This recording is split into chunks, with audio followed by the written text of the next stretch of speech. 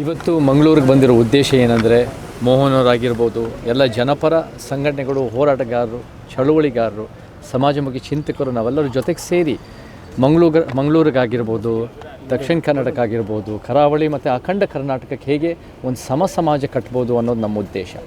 ಸಂವಿಧಾನ ಹೇಳೋದು ಒಂದು ಸಮಾಜ ನಿರ್ಮಾಣ ಮಾಡಿ ಒಂದು ಉತ್ತಮ ರಾಜ್ಯ, ಉತ್ತಮ ದೇಶ ಕಟ್ಟಿ ಅಂತ ಹೇಳೋದು ಹೊರತು ಒಂದು ಸಂಘಟನೆ ಟಾರ್ಗೆಟ್ ಮಾಡಿ ಬ್ಯಾನ್ ಮಾಡೋದಾಗಿರ್ಬೋದು ಅಥವಾ ಬೇರೆ ಬೇರೆ ರೀತಿಯಲ್ಲಿ ಗಡೀಪಾರು ಮಾಡಿ ಈ ಥರದ್ದಲ್ಲ. ಸಂವಿಧಾನ ಹೇಳೋದು ಏನಂದರೆ ಒಂದು ಸಮಾಜ ಕಟ್ಟಿ, ಒಂದು ಉತ್ತಮ ಸಮಾಜ ಕಟ್ಟಿ ಸಮಾಜದ ಸಮಸ್ಯೆಗಳಿಗೆ ಪರಿಹಾರ ಕೊಡಿ ಅನ್ನೋ ರೀತಿಯಲ್ಲಿ ನಾವೆಲ್ಲರೂ ಹಿರಿಯರು, ಹೋರಾಟಗಾರರು, ವಿಚಾರವಂತರ ಹತ್ರ ಹೋಗಿ ನಾವೆಲ್ಲ ವಿಚಾರ ಹಂಚಿಕೊಂಡು ನಾವು ಕಟ್ತಾ ಬರ್ತಾಯಿದ್ವಿ. ಅನೇಕ ಯುವಕರು ಮಂಗಳೂರು ಯೂನಿವರ್ಸಿಟಿಯಿಂದಲೂ ಯುವಕರು ಬರ್ತಾಯಿದ್ದಾರೆ. ಎಲ್ಲ ಕಡೆ ಎಲ್ಲ ಭಾಗಗಳನ್ನ ಇವಾಗ ತಾನೇ ನಾವು ಮೂಡುಬಿದಿರೆ ಮುಗಿಸಿದ್ದೀವಿ. ಇವಾಗ ತಾನೇ ನಾವು ಬೆಳಗ್ಗೆ ನಾವು ಬೇರೆ ಬೇರೆ ಕಡೆ ನಾವು ಎಲ್ಲ ಕ್ಷೇತ್ರಗಳು, ಉಡುಪಿ ಜಿಲ್ಲೆಯೂ ಆಯಿತು, ನೆಕ್ಸ್ಟು ನಾವು ಉಳ್ಳಾಳ ಮತ್ತು ನೆನೆ ಪಡುಬಿದ್ರಿ ಆಯಿತು, ಸೊ ಆ ಕಾಪು ಮತ್ತು ನೆಕ್ಸ್ಟ್ ಉಳ್ಳಾಳ ಮತ್ತು ಪುತ್ತೂರಿಗೆ ಹೋಗ್ತಾಯಿದ್ವಿ, ನಾಳೆ ಬೆಳ್ತಂಗಡಿ, ಬಂಟ್ವಾಳ, ಸೊ ಎಲ್ಲ ಕ್ಷೇತ್ರಗಳಿಗೆ ಹೋಗಿ ನಾವು ಎಲ್ಲ ಸಂಘಟನೆಗಳು ಬಲಿಷ್ಠ ಮಾಡಿ ನಾವು ಕರ್ನಾಟಕಕ್ಕೆ ಒಂದು ಪರ್ಯಾಯ ಕಟ್ಟಬೇಕು ಅನ್ನೋ ಉದ್ದೇಶ ನಾವು ಬಂದಿದ್ದೀವಿ. ಈಗ ರಾಜ್ಯ ರಾಜಕೀಯದಲ್ಲಿ ಆಗ್ತಾ ಇರೋ ಬದಲಾವಣೆ ಒಂದು, ಈಗ ಸಚಿವ ಸಂಪುಟ ವಿಸ್ತರಣೆ ಆಯಿತು, ಒಬ್ಬರನ್ನು ತೆಗೆಯೋದು, ಒಬ್ಬರನ್ನು ಹಾಕೋದು, ಆ ಥರ. ಮತ್ತು ಒಂದು ಕಡೆಯಿಂದ ಮಹಿಳಾ ಮೀಸಲಾತಿ ಬಗ್ಗೆ ಭಾಳ ಮಾತಾಡ್ತಾರೆ. ಆದರೆ ಈ ಸಲದ ಇದರಲ್ಲಿ ಒಬ್ಬರು ಮಹಿಳೆಗೆ ಕೊಟ್ಟಿಲ್ಲ. ಇದು ಸರಿನಾ? ಸಂವಿಧಾನಾತ್ಮಕವಾಗಿ ನೀವು ಖಂಡಿತ ಇದು ಒಂದು ನಮಗೆ ಮಹಿಳಾ ಮೀಸಲಾತಿ ಅನ್ನೋದು ಏನು 12 ವರ್ಷದ ಮೋದಿ ಸರ್ಕಾರ ಮಾಡಿರೋ ಒಂದು ಭಾಳ ಒಳ್ಳೆಯ ಯೋಜನೆ ಅಂದರೆ ಮಹಿಳಾ ಮೀಸಲಾತಿ ತಂದಿರೋ ಒಂದು ಯೋಜನೆ. ಅದು ಕೂಡ ಕಾರ್ಯರೂಪಕ್ಕೆ ಬಂದಿಲ್ಲ ಸಂಪೂರ್ಣವಾಗಿ, ಅದು ಬರಬೇಕು. 33% ನಮಗೆ ಬೇಕು. ಆದರೆ ಈ ರಾಜ್ಯ ಸರ್ಕಾರ ಮತ್ತು ಏನು ಇವತ್ತು ರಾಹುಲ್ ಗಾಂಧಿಯವರು ಸ್ಟೇಟ್ಮೆಂಟ್ ಕೊಟ್ಟಿದ್ದಾರೆ, ಮಹಿಳಾ ಮೀಸಲಾತಿ ಯಾವುದೇ ಒಂದು ರೀತಿ ಅಡೆತಡೆಯಿಂದ ನೀವು ಕಾರ್ಯರೂಪಕ್ಕೆ ತರಬೇಕು ಅಂತ ನೀವು ಹೇಳ್ತೀರಾ. ಆದರೆ ರಾಜ್ಯದಲ್ಲಿ ಬಂದಾಗ ಒಂದು ಮಹಿಳೆಗೂ ನೀವು ಮಿನಿಸ್ಟರ್ಶಿಪ್ ಕೊಡಲ್ವಲ್ಲ. ನೀವು ಬರೀ ನಿಮ್ಮ ಸುತ್ತಮುತ್ತ ಇರೋರು, ನಿಮ್ಮ ಪರವಾಗಿರೋರು, ನಿಮ್ಮ ಪರವಾಗಿ ಬ್ಯಾಟ್ ಪೀಸ್ ಅವ್ರಿಗೆ ಮಾತ್ರ ಕೊಡ್ತಾ ಇದ್ದರೆ ಅದು ಒಂದು ರೀತಿ ರಾಜ್ಯಕ್ಕೆ ಒಳ್ಳೆಯದಾಗಲ್ಲ, ಬಹುಶಃ ನಿಮಗೆ ಒಳ್ಳೆಯದಾಗತ್ತೆ ಅನ್ನೋ ಒಂದು ರೀತಿ ನಾವು ಮುಖ್ಯಮಂತ್ರಿಗೆ ಒಂದು ಮನವರಿಕೆ ಒಂದು ರೀತಿ ಕೇಳಬೇಕು ಅದರಲ್ಲಿ. ಸೊ ನಮಗೆ ಒಂದು ಮುಖ್ಯಮಂತ್ರಿಯವರು ಇವ್ರಿಗೆ ಒಂದು ಕೊಡಲಿಲ್ಲ, ಒಂದು ಮಹಿಳಾ ಮೀಸಲಾತಿ ಕೊಟ್ಟಿಲ್ಲ, ಒಬ್ಬರು ಮಿನಿಸ್ಟರ್ ಕೊಟ್ಟಿಲ್ಲ. ಮತ್ತು ನಮಗೆ ಇದು ಒಂದು ಈ ಕರಾವಳಿ ಭಾಗದಿಂದನೂ ಯಾರೋ ಅನೇಕರಿಗೆ ಒಬ್ರಿಗೆ ಮಾತ್ರ ಕೊಟ್ಟಿದ್ದಾರೆ ಅಂತ ನಾವು ಕೇಳ್ಪಟ್ಟಿದ್ದೀವಿ. ಮತ್ತು ಬೇರೆ ಬೇರೆ ರೀತಿಯಲ್ಲಿ ನಮಗೆ ಬರೀ ಬೆಂಗಳೂರಿಗೆ ಓವರ್ ಎಂಫಸಿಸ್ ಕೊಟ್ಟಿರ್ತಿರೋದು ನಮ್ಗೆ ಕಾಣ್ತಾ ಇದೆ. ಬೆಂಗಳೂರೇ ಅವ್ರಿಗೆ ಒಂದು ರೀತಿ ಬೆಂಗಳೂರಲ್ಲಿರೋ ವ್ಯಾಪಾರ ದೃಷ್ಟಿಕೋನದಿಂದ ನೋಡಿ ಬೆಂಗಳೂರಿಂದ ಏನು ಅವ್ರಿಗೆ ಲಾಭ ಆಗುತ್ತೆ ಅಂತ ನೋಡ್ತಾ ಇದ್ದು ಹೊರತು ಒಂದು ಅಖಂಡ ಕರ್ನಾಟಕದ ಬೆಳವಣಿಗೆ ಉದ್ದೇಶದಿಂದ ಅವ್ರು ಮಾಡ್ತಾ ಇಲ್ಲ. ಸೊ ನಮಗೆ ಬಟ್ ಅಫ್ಕೋರ್ಸ್ ಅವ್ರಿಗೆ ಬಿಟ್ಟಿದ್ದು ಅವರ ತೀರ್ಮಾನ. ನಾವೇನು ಮಾಡಬೇಕು ಅಂದರೆ ಭಾಳ ಬಲಿಷ್ಠವಾಗಿ ಅಂದರೆ ಅವ್ರ ಪರವಾಗಿ ಹೋರಾಟ ಮಾಡೋದಕ್ಕಿಂತ ನಾವು ಒಂದು ಪೊಲಿಟಿಕಲ್ ಮೂವ್ಮೆಂಟ್ ಕಟ್ಟಿದ್ರೆ ಗಟ್ಟಿಯಾಗಿ ಒಂದು ಸಮಾಜ ಸಿದ್ಧಾಂತದ ಮುಖಾಂತರ ನಮ್ಮ ಅಭ್ಯರ್ಥಿಗಳು ನಿಲ್ಲಿಸಿ ನಾವು ಎಲ್ಲರಿಗೂ ಪ್ರಾತಿನಿಧ್ಯ ಕೊಡೋ ರೀತಿಯಲ್ಲಿ ನಮ್ಮ ಉದ್ದೇಶ ಇದ್ದು ನಮ್ಮ ಸಿದ್ಧಾಂತದ ರೀತಿ ನಾವು ಅಧಿಕಾರಕ್ಕೆ ಬಂದರೆ ನಾವು ಕೂಡ ಕರ್ನಾಟಕಕ್ಕೆ ಒಂದು ಬಲಿಷ್ಠ ರಾಜ್ಯ ಮಾಡ್ಬೋದು, ಒಂದು ಪರಿಹಾರ ಕೊಡ್ಬೋದು. ಈ ಸಮಸ್ಯೆಗಳಿಗೆ ಒಂದು ರೀತಿ ಬಗೆಹರಿಸೋಕ್ಕೆ ನಾವು ಪ್ರಾಮಾಣಿಕ ಪ್ರಯತ್ನ ಮಾಡ್ಬೋದು ಅಂತ ಹೇಳಕ್ಕೆ ಇಷ್ಟಪಡ್ತೀವಿ. ಒಂದು ಕಡೆಯಿಂದ ಎಕ್ಸಾಮ್ ಪೇಪರ್ ಲೀಕ್ ಬಗ್ಗೆ ಭಾಳ ಹೋರಾಟಗಳು ಆಯಿತು ಎಲ್ಲ ಆಯಿತು. ಆದರೆ ಕರ್ನಾಟಕದಲ್ಲಿ ಅದೇ ಥರದ ಸಿಚುವೇಶನ್ಸ್ಗಳು ಕ್ರಿಯೇಟ್ ಆಗ್ತದೆ. ಆದರೆ ರಾಜ್ಯ ಸರ್ಕಾರ ನಡ್ಕೊತಾರೆ ರೀತಿ ಅಲ್ಲಿ ಯಾವ ರೀತಿ ಹೋರಾಟಗಳಾಯಿತು, ಅದಕ್ಕೆ ಸ್ಟೇಟ್ಮೆಂಟ್ಸ್ಗಳೇ ಆಯಿತು. ಆದರೆ ಈ ರಾಜ್ಯ ಸರ್ಕಾರ ಇದಕ್ಕೆ ಬಂದಾಗ ಅದು ತದ್ವಿರುದ್ಧವಾಗಿ ನಡ್ಕೊತಾರೆ. ನಾವು ಈ ನೀಟ್ ವಿಚಾರದಲ್ಲಿ ಹೇಳಬೇಕು ಅಂದರೆ ನಾವು ಕೂಡ ದೊಡ್ಡ ಮಟ್ಟದ ಹೋರಾಟಗಳು ನೋಡಿದ್ದೀವಿ. ಜಂತರ್ ಮಂತರ್ನಲ್ಲಾಗಿರ್ಬೋದು, ಡೆಲ್ಲಿನಲ್ಲಾಗಿರ್ಬೋದು. ಹೋರಾಟಗಳು ಬೇಕು ನಮಗೆ ಸಮಾಜದಿಂದ ಯಾವುದಾದ್ರು ಒಂದು ಈ ಸರ್ಕಾರಗಳು ಎಚ್ಚರಿಸೋಕ್ಕೆ ಹೋರಾಟಗಳು ಭಾಳ ಮುಖ್ಯ. ಹೋರಾಟದ ಪರವಾಗಿ ಅಹಿಂಸಾವಾದದ ಒಂದು ಸಂವಿಧಾನದ ಅಡಿಯಲ್ಲಿ ಎಲ್ಲ ಪ್ರೋಟೋಕಾಲ್ಸ್ ಫಾಲೋ ಮಾಡೋ ಎಲ್ಲ ಹೋರಾಟಗಳು ಪರವಾಗಿದ್ದೀವಿ. ಆದರೆ ಈ ಒಂದು ವಿಚಾರಗಳಲ್ಲಿ ಬೇಡಿಕೆ ಭಾಳ ಮುಖ್ಯ ಆಗುತ್ತೆ. ಬೇಡಿಕೆ ವಿಚಾರದಲ್ಲಿ ಏನಲ್ಲಿ ಜಂತರ್ ಮಂತರದಲ್ಲಿ ಈ ಕಾಕ್ರೋಚ್ ಹೋರಾಟ ಇತ್ತು, ಅದು ಒಂದು ವ್ಯಕ್ತಿನ ಟಾರ್ಗೆಟ್ ಮಾಡೋದನ್ನ ಏನು ಪರಿವರ್ತನೆ ಇಲ್ಲ. ಅದು ಯಾವುದೋ ಒಂದು ಮಿನಿಸ್ಟರ್ನ ಟಾರ್ಗೆಟ್ ಮಾಡಿ ನಾನು ಅವಾಗಲೇ ಹೇಳಿದ್ದೆ, ಒಂದು ತಿಂಗಳ ಹಿಂದೆನೇ ಹೇಳಿದ್ದೆ, ನೀವು ಈ ಮಿನಿಸ್ಟರ್ನ ಬದಲಾಯಿಸಬೇಕು ಅಂತ ಉದ್ದೇಶ ಇದ್ದರೆ ಮತ್ತೊಬ್ಬ ಒಂದು ಹಿಂದುತ್ವ ಮಿನಿಸ್ಟರ್ ಬರ್ತಾರೆ ಹೊರತು ಶಿಕ್ಷಣದ ಒಂದು ಪರಿಹಾರ ಸಿಗಲ್ಲ, ಶಿಕ್ಷಣದ ಪರಿವರ್ತನೆ ಸಿಗಲ್ಲ. ನೀಟ್ಗೂ ನಮಗೆ ಸಂಪೂರ್ಣವಾದ ಸಮಸ್ಯೆ ಬಗೆಹರಿಯಲ್ಲ. ನಮ್ಗೆ ಇವತ್ತು ಬರೀ ಲೀಕೇಜ್ ಅಷ್ಟೇ ಅಲ್ಲ, ನೀಟ್ ಅನ್ನೋ ಕಾನ್ಸೆಪ್ಟೇ ಸಮಸ್ಯೆ ಇದೆ. ಈ ದೃಷ್ಟಿನ ಸರಿಪಡಿಸಬೇಕು ಅಂದರೆ ಈ ಒಂದು ಬಿಮಾರು ಉತ್ತರ ಭಾರತದ ದೃಷ್ಟಿಕೋನದಿಂದ ನೋಡೋದಲ್ಲ, ನಮ್ಮ ನಿಜವಾಗ್ಲೂ ದ್ರಾವಿಡ ನಮ್ಮ ಒಕ್ಕೂಟದ ವ್ಯವಸ್ಥೆ ದೃಷ್ಟಿಕೋನದಿಂದ ನೋಡಬೇಕು ಅಂದರೆ ನೀಟನ್ನು ಸಂಪೂರ್ಣವಾಗಿ ಬ್ಯಾನ್ ಮಾಡಬೇಕು, ನೀಟ್ ಅನ್ನೋದೇ ನಿಲ್ಲಿಸಬೇಕು.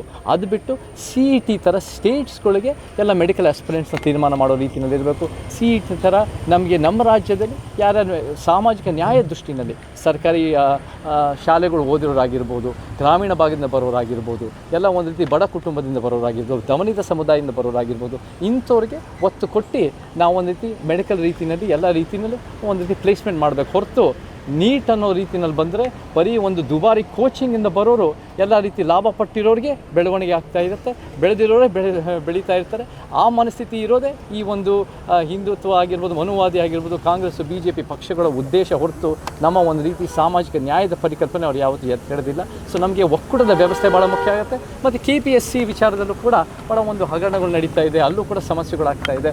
ಎಷ್ಟು ಸರಿ ಏನಾಗುತ್ತೆ ಅಂದರೆ ಈ ಒಂದು ಆಡಳಿತ ಸರ್ಕಾರಗಳು ಏನಂದರೆ ಬೇರೆ ರೀತಿಯಲ್ಲಿ ಬೇರೆಯವ್ರ ತಟ್ಟಿನಲ್ಲಿ ನೊಣನೋ ಹೆಗ್ನ ಬಿದ್ದಿದ್ರೆ ಅದು ಕಾಣುತ್ತೆ, ಇವರು ತಟ್ಟಿನಲ್ಲಿ ಒಂದು ಕತ್ತೆ ಬಿದ್ದಿದ್ರೂ ಕಾಣ್ತಾ ಇಲ್ಲ. ಸೊ ಅದನ್ನು ಸರಿಪಡಿಸ್ಬೇಕು ಈ ಸರ್ಕಾರ. ಬರೀ ಬೇರೆಯವ್ರ ಮೇಲೆ ತಪ್ಪು ಹುಡ್ಕೋದಕ್ಕಿಂತ ನಿಮ್ಮ ಸರ್ಕಾರದ ಎಷ್ಟೋ ಸಮಸ್ಯೆಗಳಿದೆ. ಮತ್ತು ಅದ್ರ ಜೊತೆ ನಾವು ಬೇರೆ ನಾವು ನಿನ್ನೆ ಬೈಂದೂರಿನ ರೈತರ ಹೋರಾಟಕ್ಕೆ ಹೋಗಿದ್ವಿ. ಬೈಂದೂರಿನಲ್ಲಿ ಭಾಳ ದೊಡ್ಡ ಮಟ್ಟದ ರೈತರ ಹೋರಾಟ ನಾವು ಕೇಳಿದ್ವಿ ಮೀಡಿಯಾದಲ್ಲಿ. ಇದೇ ಒಂದು ಸುತ್ತಮುತ್ತ ನಮ್ಮ UT ಖಾದರ್ ಅವರು ಏನು ಹೇಳ್ತಾರೆ ಅಂದರೆ, ನೀವು ಹೇಳ್ಕೊಳ್ಳಿ ಅಂತ ರಮ್ಯಾಗಿ ಹೇಳ್ತಾರೆ, ನೀವು ಹೇಳಿ ನೀವು ರೈತರ ಪರ ಅಂತ ಹೇಳ್ಕೊಡೋದಲ್ಲ ನಮಗೆ ಬೇಕಾಗಿರೋದು. ಜನಪರ ರೈತರ ಪದ ಯೋಜನೆ, ನೀತಿ, ಕಾನೂನುಗಳು ಬೇಕಿದೆ. ಅದು ಬಿಟ್ಟು ನೀವು ಬರೀ ಹೇಳಿಕೊಂಡು ಮೀಡಿಯಾದಲ್ಲಿ ರೈತರ ವಿಚಾರ ಬಂದಾಗ ಬೈಂದೂರು ರೈತರು 1 ವರ್ಷ ಹೋರಾಟ ಮಾಡ್ತಿದ್ರು ನೀವು ಆ ಪಟ್ಟಣ ಪಂಚಾಯತಿಂದ 5 ಹಳ್ಳಿಗಳು ತೆಗೆದಾಕಿಲ್ಲ. ಅದನ್ನು ಸರಿಪಡಿಸೋದು ಅದು ಸಣ್ಣ ಕೆಲಸ, ಅದನ್ನು ಮಾಡ್ಬೋದು. ಆ ಮನಸ್ಥಿತಿ ಇಲ್ಲ. ಅದ್ರ ಬಿಟ್ಟು ಮತ್ತೆ ಈ ಒಂದು ಬಿಡದಿ ಟೌನ್ಶಿಪ್ನಲ್ಲಿ 9,600 ಎಕರೆ ರೈತರ ಭೂಮಿ ಕಬಳಿಸ್ತಾ ಇದ್ದೀರಾ. ಸೊ ನೀವೇನು ಮಾಡ್ತೀರಾ? ಮೀಡಿಯಾ ಮುಂದೆ ನಾವು ರೈತರ ಪರ, ನಾವು ದಲಿತರ ಪರ ಅಂತ ಹೇಳಿ SC ST TSP ಹಣನ ದುರ್ಬಳಕೆ ಮಾಡ್ತಾ ಇದ್ದಾರೆ. 26,000 52,000 ಕೋಟಿ. ನಾವು ವಿದ್ಯಾರ್ಥಿಗಳ ಪರ ಅಂತ ಹೇಳಿ ನೀವು ನಿಜವಾಗ್ಲೂ ಯಾರಿಗೂ ಒಂದು ಹುದ್ದೆಗಳು ತುಂಬಿಸ್ತಾ ಇಲ್ಲ. ನೀವು ಬಣ್ಣದ ಮಾತಾಡೋದು ಒಂದು ಕಡೆ, ಅದೇ ನುಡಿದಂತೆ ನಡೆದು ಕೆಲಸ ಮಾಡಲ್ಲ ಅನ್ನೋ ನಮ್ಗೆ ಕಾಣಿಸುತ್ತೆ. ಕೆಲಸಗಳಲ್ಲಿ ನೀವು ಸಂಪೂರ್ಣವಾಗಿ ವಿಫಲರಾಗಿದ್ದೀರಾ. ಇದು ಕೂಡ ಎಲ್ಲ ರೀತಿ ಸ್ಟೂಡೆಂಟ್ಸ್ ವಿಚಾರದಲ್ಲಿ ಆಗ್ತಾ ಇದೆ, ರೈತರ ವಿಚಾರದಲ್ಲಿ ಆಗ್ತದೆ, ಕನ್ನಡ ಪರ ಭಾಷೆ ವಿಚಾರದಲ್ಲಿ ನಮಗೂ ಕೂಡ ಒಂದು ಕರ್ನಾಟಕಕ್ಕೆ ಒಂದು ಪೊಲಿಟಿಕಲ್ ಪರಿಹಾರ ಬೇಕು, ಪೊಲಿಟಿಕಲ್ ಪರ್ಯಾಯ ಬೇಕು, ಪೊಲಿಟಿಕಲ್ ಪರಿವರ್ತನೆ ಬೇಕು. ಅದೇ ನಮ್ಮ ಕಣ್ಣಲ್ಲಿ ಸಮಾಜ. ನಮ್ಮ ವಿಚಾರದಲ್ಲಿ ನಮ್ಮ ಮಾದರಿಗಳಾದ ಬಾಬಾ ಸಾಹೇಬರಾಗಿರ್ಬೋದು, ತಂದೆ ಪೆರಿಯಾರ್ ಆಗಿರ್ಬೋದು, ಕಾಂಚೀರಾಮರಾಗಿರ್ಬೋದು, ಅವರೆಲ್ಲ ಪೊಲಿಟಿಕಲ್ ಮೂವ್ಮೆಂಟ್ ಕಟ್ಟಿ ಪ್ರಾದೇಶಿಕವಾಗಿ ಯಶಸ್ವಿ ಮಾಡಿದ್ದಾರೆ. ಆ ಸಿದ್ಧಾಂತನೇ ನಮ್ಮದು.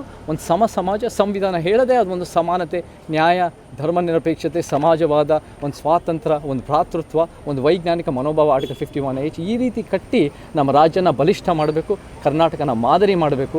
ಆ ರೀತಿ ಮಾಡೋದು ಬಿಟ್ಟು ಈ ಒಂದು ಸರ್ಕಾರಗಳು ಬಣ್ಣದ ಮಾತಾಡಿಕೊಂಡು ಅವ್ರ ವೈಯಕ್ತಿಕ ಲಾಭ ಮಾಡಿ ಪ್ರಭಾವಿ ತಂದೆ, ಪ್ರಭಾವಿ ತಾತನ ಮಕ್ಕಳು, ಮೊಮ್ಮಕ್ಕಳೇ ಲಾಭ ಪಡ್ತಾ ಇದ್ದಾರೆ ಹೊರತು ನಮ್ಮ ಯಾರಿಗೂ ಜನರಿಗೆ ಒಳ್ಳೆಯದಾಗ್ತಾ ಇಲ್ಲ, ನಮ್ಮ ನಿಜವಲ್ಲೂ ಪರಿವರ್ತನೆ ಸಿಗ್ತಾ ಇಲ್ಲ, ನಮ್ಮ ಸಮಸ್ಯೆಗಳೇ ಪರಿಹಾರ ಆಗ್ತಾ ಇಲ್ಲ. ಸೊ ನಮ್ಮ ಪೊಲಿಟಿಕಲ್ ಮೂವ್ಮೆಂಟ್ ಬೇಕು. ಈ ಸರ್ಕಾರಗಳು ಎಚ್ಚೆತ್ತಬೇಕು. ಅಂದರೆ ಎಷ್ಟೇ ಹೋರಾಟ ಮಾಡಿದ್ರು, ಎಷ್ಟೇ ಜನಪರವಾಗಿ ನ್ಯಾಯದ ಪರವಾಗಿ ನಿಂತರು, ಎಷ್ಟೇ ಸಾವಿರಾರು ಜನ 1 ವರ್ಷ ಹೋರಾಟ ಮಾಡಿ ರಸ್ತೆಗೆ ಬಂದರೂ ಕೂಡ ನಮಗೆ ಈ ಸರ್ಕಾರಗಳು, ಕುರುಡ ಸರ್ಕಾರಗಳು, ಹೃದಯ ಇಲ್ಲದಿರೋ ಸರ್ಕಾರಗಳು ಕೇಳಿಸ್ಕೊಳ್ಳಲ್ಲ. ಯಾವಾಗ ಕೇಳಿಸ್ಕೊಳ್ತಾರೆ ಅಂದರೆ ನಾವು ಗಟ್ಟಿಯಾಗಿ ಪೊಲಿಟಿಕಲ್ ಮೂವ್ಮೆಂಟ್ ಕಟ್ಟಿದಾಗ ಅವ್ರ ಕುರ್ಚಿ ಅಲ್ಲಾಡುತ್ತೆ ಅನ್ನೋ ಭಯದಿಂದ ಆದರೂ ಅವ್ರು ಕೇಳಿಸ್ಕೊಳ್ಳೋಕ್ಕೆ ಸಾಧ್ಯತೆಗಳಿರುತ್ತೆ. ಸೊ ನಮ್ಮ ಖಂಡಿತ ಕರ್ನಾಟಕಕ್ಕೆ ನಮ್ಮ ಗಟ್ಟಿಯಾದ ಒಂದು ಪ್ರಾದೇಶಿಕ, ಒಂದು ಸಮಾಜದ, ಒಂದು ಸಿದ್ಧಾಂತದ ನಮ್ಮ ಪೊಲಿಟಿಕಲ್ ಮೂವ್ಮೆಂಟ್ ಬೇಕೇ ಬೇಕು ಅಂತ ಹೇಳಕ್ಕೆ ಇಷ್ಟಪಡ್ತೀವಿ. ನಾವು ಪಕ್ಷ ಕಟ್ಟೋದು ನಾವು ಸಿದ್ಧಾಂತದ ಮೇಲೆ ಕಟ್ತಾ ಇದ್ದೀವಿ. ಇವಾಗ ಎಲ್ಲ ರೀತಿ ಪಕ್ಷದ ರಿಜಿಸ್ಟ್ರೇಷನ್ ನಡೀತಾ ಇದೆ. ನಾವು ಕೂಡ ಸಮಾಜ ಅಂದರೆ ಸಮಾನತೆ, ನ್ಯಾಯ, ಈ ರೀತಿ ಸಂವಿಧಾನದ ಮೂಲ ಆಶಯಗಳು ನಮ್ಮ ಉದ್ದೇಶ. ಸೊ ಆ ರೀತಿಯಲ್ಲೇ ಒಂದು ಹೆಸರು, ಸಾಂವಿಧಾನಿಕ ಪದಗಳಿರ್ತೀವಿ. ಅದು ಇವಾಗ ರಿಜಿಸ್ಟ್ರೇಷನ್ ಪ್ರಾಸೆಸ್ಸಲ್ಲಿದೆ. ಅದು ಆದಷ್ಟು ಬೇಗ ಅದಾದ ತಕ್ಷಣ ನಾವು ರಿಲೀಸ್ ಮಾಡ್ತೀವಿ. ನಾವು ಇನ್ನೊಂದು ಸ್ವಲ್ಪ ದಿನ ನಾವು ಜನವರಿನಲ್ಲಿ ಭಾಳ ಬೃಹತ್ತಾದ ಒಂದು ಸಮಾವೇಶ ಮಾಡಬೇಕು, ಪೊಲಿಟಿಕಲ್ ಪಾರ್ಟಿ ಲಾಂಚ್ ಮಾಡಬೇಕು ಅಂತ ಎಲ್ಲ ತಯಾರಿಗಳು ನಡೀತಾ ಇದೆ.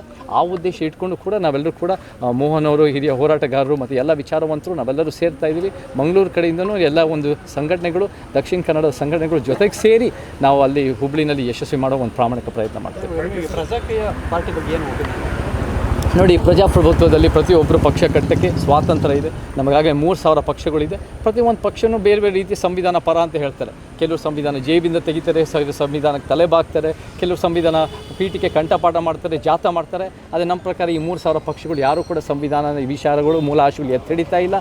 ಯಾರಾದರೂ ಎತ್ತಿಡಿತಾ ಇದ್ದರೆ ನಮ್ಮಂಥ ಸಮಾಜ ಸಮಾನತಾವಾದಿಗಳು ಮಾತ್ರ.